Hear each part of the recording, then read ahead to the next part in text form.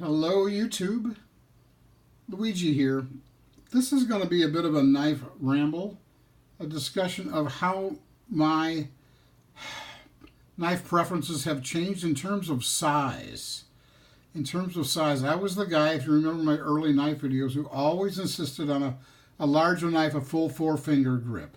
Of course, these knives had larger blades and they were larger and therefore they were heavier and they were a bit more awkward to carry. But I felt I liked the way the hand felt around a bigger full 4-finger grip type of handle. Now, my thinking has so totally changed on this because I'm not a camper. I'm not a bush crafter. I'm not a hunter.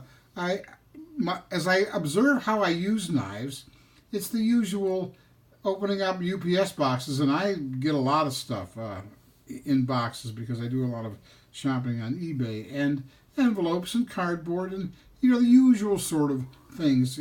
Paring an apple is one of my favorite activities. So I have this Rat One in this green, this OD green, and boy, it's a great knife. But I have to tell you, I wish I had the Rat 2. I wish I had the Rat 2.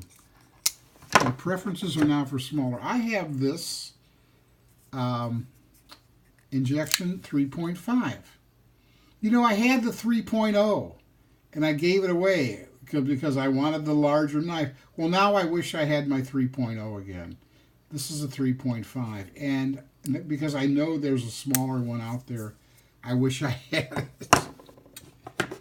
This is a Boker Plus Sodbuster with a lockback. Nice feature. This is why I wanted that. I'm going to open it off camera. It's your typical bullnose, straight back bullnose blade, and it's a big knife. It's got this, pea green Delrin handle. It's just really, really a nice knife. My brother just sent me this. It's a German Kissing Crane Sodbuster. Kind of a clip blade, but it's got the Sodbuster pattern. And it's not as small as the Sodbuster Juniors, which I thought, in my downsizing, I would have wanted the Junior. But if I stand them up, you should be able to see. Well, one is considerably taller than the other. God, why can't this fit in the frame? If I hold them, you're not going to see it. But if I stand it up, one is considerably taller than the other. There, you can just about see the tip. I don't know something. Huh. There. That's how much taller, even though you can't see the tip, the Boker is. So I'm happy to have this. It's not really a Sodbuster Junior, but it's much less clunky than the big Sodbuster. All right, so I'm just sharing that with you. Size matters. I've had some really nice knives. I had to sell my better knives to cover my moving expenses a couple of years ago. I had some $200 knives. That was kind of my limit. The what do you call it? ZT0808. I had the Hogue EX01, which I loved. I've had that Buck Strider XM18. God, I love that. I had to sell my better knives. But I'll tell you, here is a $9 knife made by Coast, which means, yes, it's made in China. And I think it's the LX113. I don't know what it is. There it is. This is small. Look at the finger grooves. Sometimes they hit your hand right and sometimes they don't. But this one, oh God, it's like it grew into my hand. I removed the pocket clip.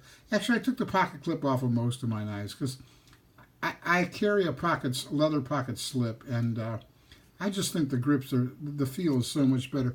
If I had to choose one knife to carry with me for the rest of my days out of the entire collection, and I got still have a few nice knives left, it would be this $9 Chinese-made Coast LX311.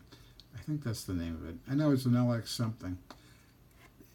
Why? Because the feel is great. The size is more like the size I'm into right now. And it's just a snappy little knife. It's just a snappy little knife. All right, that's all I got to say. Downsizing, sometimes smaller is better, at least for me. That is where I have evolved, or some might say devolved, to smaller knives. All right, God bless you, everybody. I love you all. Take good care. There, see, I hit the tripod. Bye-bye.